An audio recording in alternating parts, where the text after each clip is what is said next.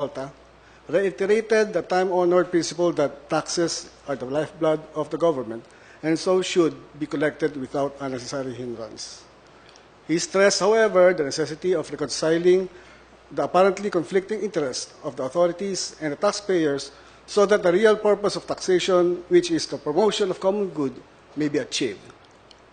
Justice, equity, and good governance therefore dictate that when taxpayers have complied with their obligation, it becomes incumbent upon the legislative and the executive branches to fulfill their undertaking, and taxpayers have the right to demand its proper and prompt compliance.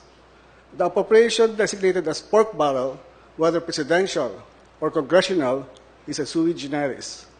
They may have a semblance of propriety, but in reality, their primordial purpose is to advance the political and or private interests of their proponents. In politics, everyone has his own agenda, and horse trading is a necessity for the advancement of their individual interests. When both legislative and executive branches of government are in unity to prioritize their mindset, a symbiotic relationship for the propagation of a self-interest is established at the expense of the common good.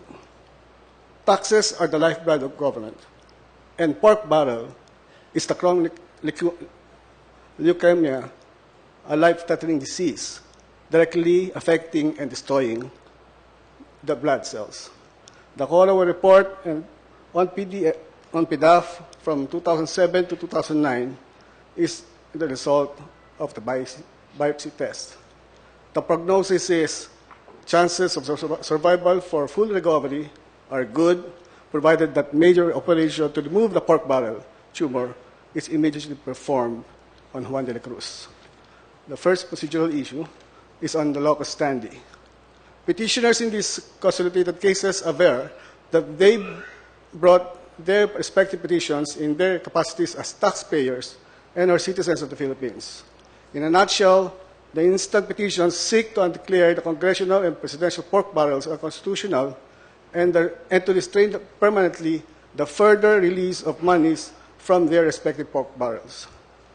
In the 2010 cases of Biraogo versus PTC and Lagman et al. Versus Executive Secretary, this Honorable Court ruled that it leans on the doctrine that the rule on standing in a matter of procedure can be relaxed for non-traditional plaintiffs like ordinary citizens, taxpayers, and legislators when the public interest so requires, such as when the matter is of transcendental importance, of overreaching significance to society, or of paramount public interest.